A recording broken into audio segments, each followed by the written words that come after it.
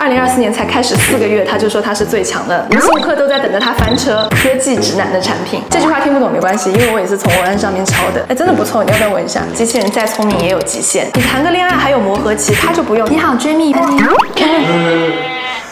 嗨，我是安娜，欢迎回到我的频道。最近呢，大家应该陆续在我的影片还有我的限动看到我们家来了一个新成员，就是扫拖机器人。我真的搜到了一大堆的留言还有私讯。安娜，这个扫拖机器人是什么牌子？安娜可以介绍一下吗？它好用吗？好了，你们不喜欢扫地拖地这件事情呢，我真的都已经看出来了。我都告诉大家，请你们再等等我，等我好好的试用一下子。毕竟呢，一个旗舰型的扫拖机器人动辄就是3、4万块钱，谁都不想买回家。没过多久呢，就整个 out of fashion。作为2024年上升势头最猛的 YouTuber 之一，如果我要聊机器人，我肯定要聊市面上的最强王者，而且我一定要最新款，才能调动我一个天秤座的新鲜感。当时想到要做这个选题的时候，我就小范围的做了一下调研，我发现现在的扫拖机器人真的是家电界的卷王必争之地，好像工程师睡觉的时候都要抱着这台产品随时 update 它的功能，做梦都在你追我赶。那在这么卷的领域，追觅的扫拖机器人呼声最高，所以呢，我就动用了一点点的关系联络了厂商，问他们有没有比现在 X30 Ultra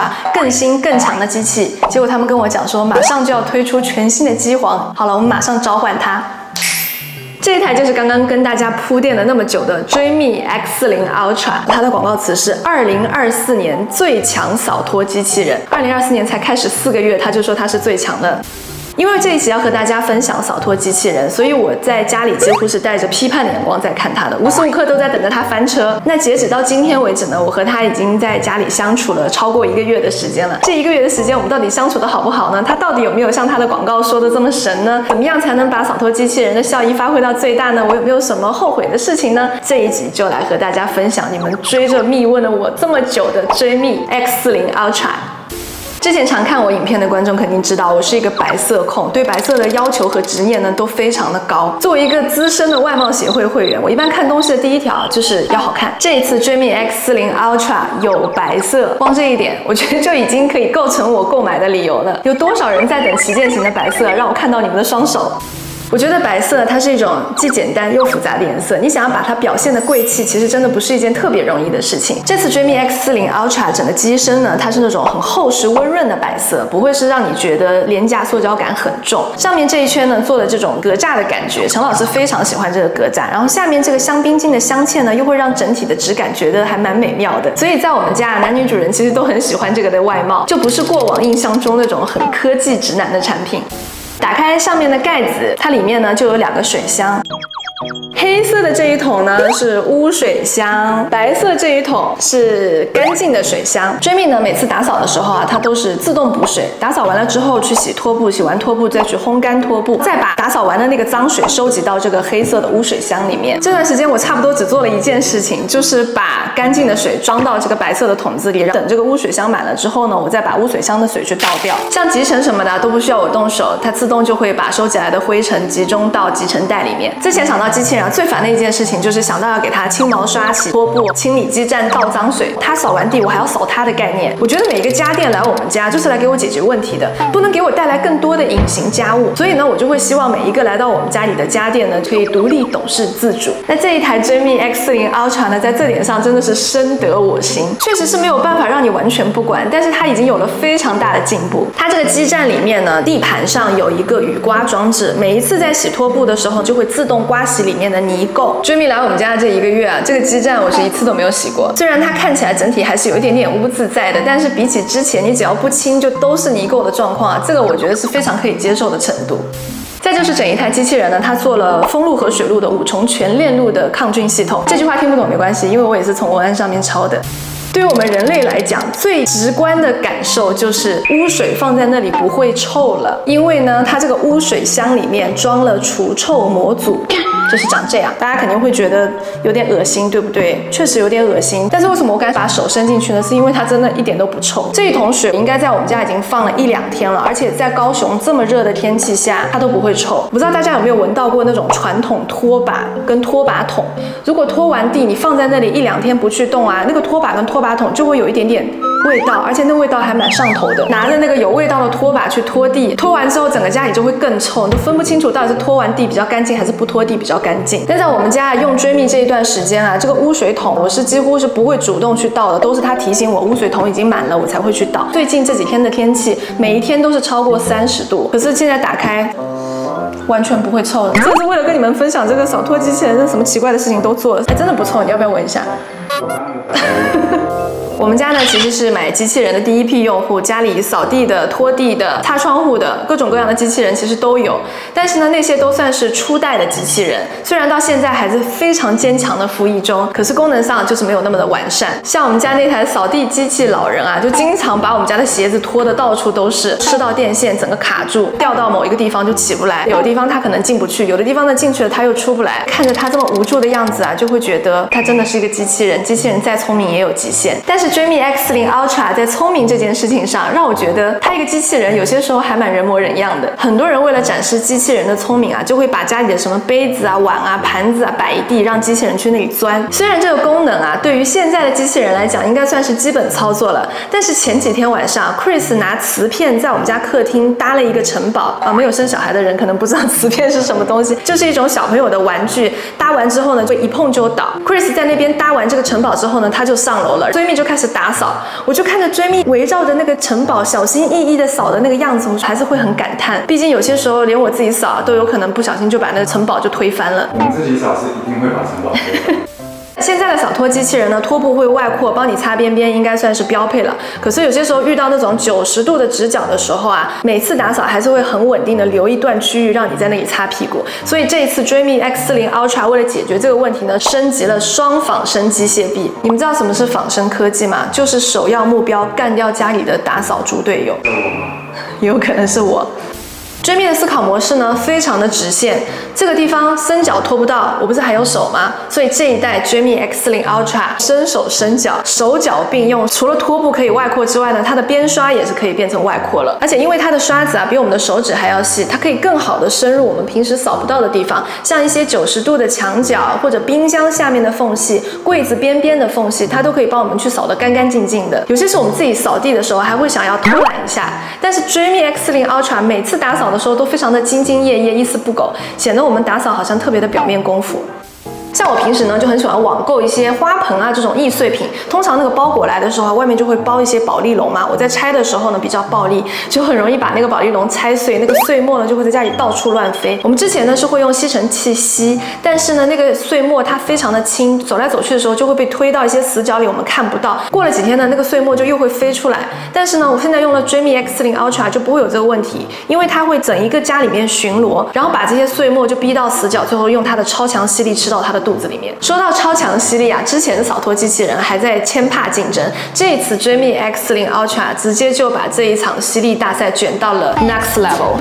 来到了12000帕。12000帕是什么概念？就是直逼吸尘器。有一种拿冠军的方法，就是自己去开辟一个战场。不仅仅是那种比较大颗粒的东西啊，像沙发下面的浮灰这种也是完全不在话下。所以最近我儿子的乐高也是受到了一点点的压力，最近他都收得蛮勤快的，就生怕一不小心没有收好，追觅就把他乐高吃到肚子里去了。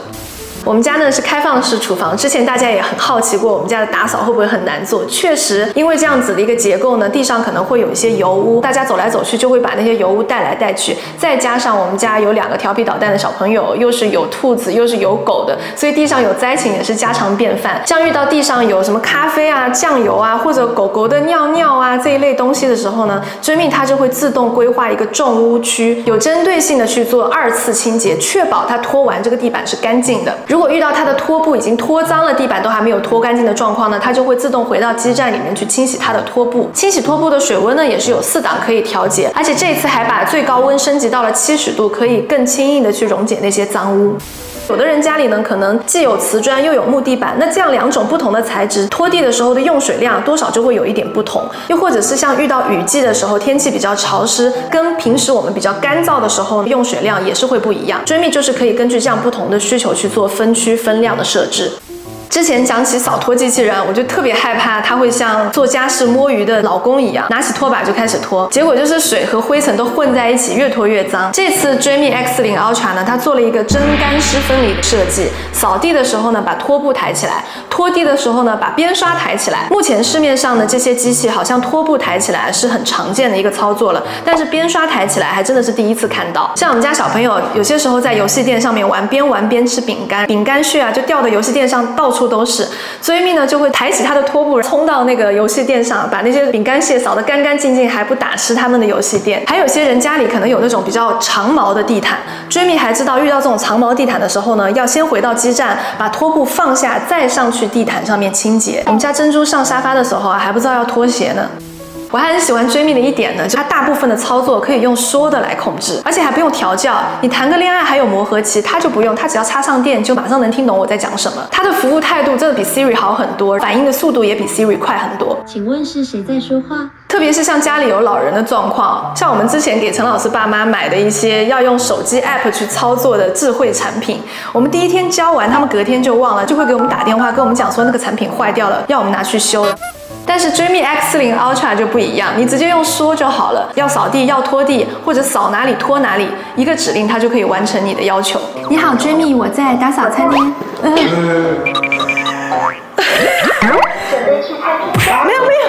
去餐厅。而且Dreame每次扫完都会给你拍照，又乖又贴心，比起家里那个只会说废话文学的老公。老公，咖啡倒地上了，帮我扫一下。现在吗？Dreame大圣。说到Dreame会拍照，因为我们家有狗狗有兔子嘛，每次它扫完地，我都可以收获一些很可爱的宠物大片。到了晚上或者去光线比较暗的地方的时候啊，Dreame还会自动打开它前面的 LED 补光灯，经常在沙发下找到小朋友丢进去或者找不到的玩具。以前我们家的吸尘器啊、机器人啊，边刷滚刷基本上都是死于毛发缠绕。大家不要看我不是很秃啊，我真的是那种超级掉发新人。女生嘛又是长头发，我以前小的时候住在家里啊，我在前面走，我爸就拿着那个扫把跟在我后面扫。所以之前我们家用的吸尘器啊、扫地机器人啊，我最废的那个耗材就是滚刷，因为我经常头发就是绕在上面，我拆不下来，就会整根丢掉买新的。现在呢，Dreame X40 Ultra 用的是割毛滚刷 2.0， 主刷加了切割器，把毛发自动截断再收走。然后它滚刷上面呢还有那种小小的毛刷，遇到那种像瓷砖这样有缝隙的地面，就可以把它清洁得更干净。我们家呢是小孩和毛小孩的集散地，大家地板动作都很多，有些时候呢小朋友还会把地上东西捡起来吃。之前呢清水拖地我很怕拖不干净，加了地板清洁液呢又怕有残留。这台Dreame X40 Ultra 呢，它的这个清水箱里还有加了银离子的模块，可以自动生成银离子。每一次拖地呢就相当于把地板做了一次消毒，不用清洁液可以把地板拖得非常的干净。那以后掉地板的东西可以吃啊？你吃吧。当然了，如果想要用地板清洁剂更深层次的清洁地板也是完全没有问题的。Dreame呢，它在这个地方有一个清洁剂的收纳槽，你只要把清洁剂倒进去之后呢，每一次打扫它都会自动给你抓取合适的量去清洁地板，不用你自己在那里看说明书，每次要倒几 cc， 我真的是超级怕这个事情的。之前和大家分享过，要比较高阶的洗衣机才会自动投放洗剂嘛。那Dreame呢，在这个事情上也是做得非常的省心。我自己使用下来呢，这一台Dreame X40 Ultra 比起我们家的吸尘器还有我们家的扫地机器老人来说呢，它的声音是非常可以接受的，除了最后那一刻集成的时候声音会有一点点大之外，那个声音其实蛮短的。对，就是那一刹那而已，所以我觉得适应上是完全没有问题的。这对于像我这样子大部分时间是在家里处理工作，家里又有小孩又有毛小孩，我一天恨不得拖8遍地的人来说，真的是大福音。我觉得这1个月用下来，我又多了一个非常后悔的地方。你要后悔买晚了吗？扫这台也没有。我后悔的部分呢，是因为我看到它有出那个上下水的模组，如果我们早一点在装潢的时候就已经有规划好哪里要放扫拖机器人的话，那地方装完上下水之后，我连放水跟倒水这个事情都不用做了。虽然我在一些博主的分享里面看到，就算装了这个上下水啊，还是要定期去清洁里面的淤泥，但是我相信这个东西它一定是未来的一个趋势。我就想到100-200年以前的贵族需要有很多仆人去解决我们现在用机器人就能解决的事情。有些时候在家里躺着，觉得说啊好累的时候，我真的是恨不得机器人可以帮我来洗头、洗脸、洗澡。所以我相信呢，未来机器人在普通人家里的比例也会越来越高，功能的细分呢也会越做越好。相应的，我相信大家未来在装潢的时候也会越来越把家里有机器人这个部分考量进去。大家记得吗？我们上一个家的时候就给机器人安了一个家，结果我们这一次在装潢的时候就居然把这件事情忘记掉了。我甚至觉得啊，在未来装潢的时候，我们把机器人去安排一个合理的位置，都会变成一个装潢的必备选项。就像在1950年代的时候啊，那个时候洗衣机刚出来，大部分人家里呢是没有合理的预留上下水的位置的。很多人买了洗衣机之后运回家里，还要拖一根皮管去做上下水的工作，每一次洗衣服都要劳师动众。但是现在你很难想象，你买了一个房子，那个房子里面没有预留洗衣机的位置。那随着大家对生活品质的要求不断的提高，对装潢的规划合理认知也会越来越高，或许未来扫地机器人也早晚会和洗衣机一样，成为每个家里的标配。那如果我们计划未来在家里使用扫拖机器人呢，就最好在装潢阶段就帮它预留好清洁的路径，比如说尽可能的在家里去做上墙的那种收纳，而不是买很多角的那种家具。虽然像 Dreame X40 Ultra 的壁障做得非常的好了，但是呢，如果有合理的清洁路径呢，就会让它更加的事半功倍。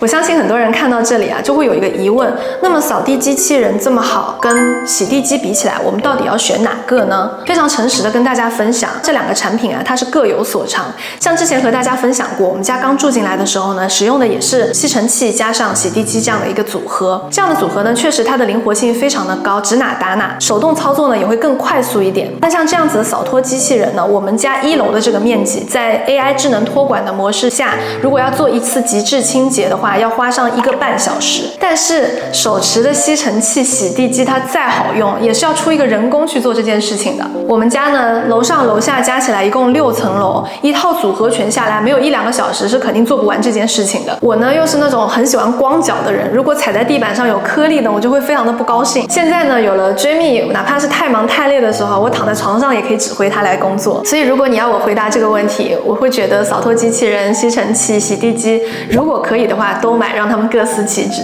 最后呢，也要提醒大家，像扫拖机器人这样子，日后有可能需要维护维修，单价又比较高的产品呢，尽量要选择在台湾当地购买，有安规认证的产品会更有保障。有什么问题呢，就直接在当地解决处理就可以了。好了，以上就是今天的影片，希望对正在纠结买什么样的扫拖机器人的你可以有一点点的帮助。如果你喜欢今天的影片，欢迎点赞分享，也欢迎订阅我的频道。我是安娜，每周四我都会在这里哦。下周四我们再见啦，拜拜。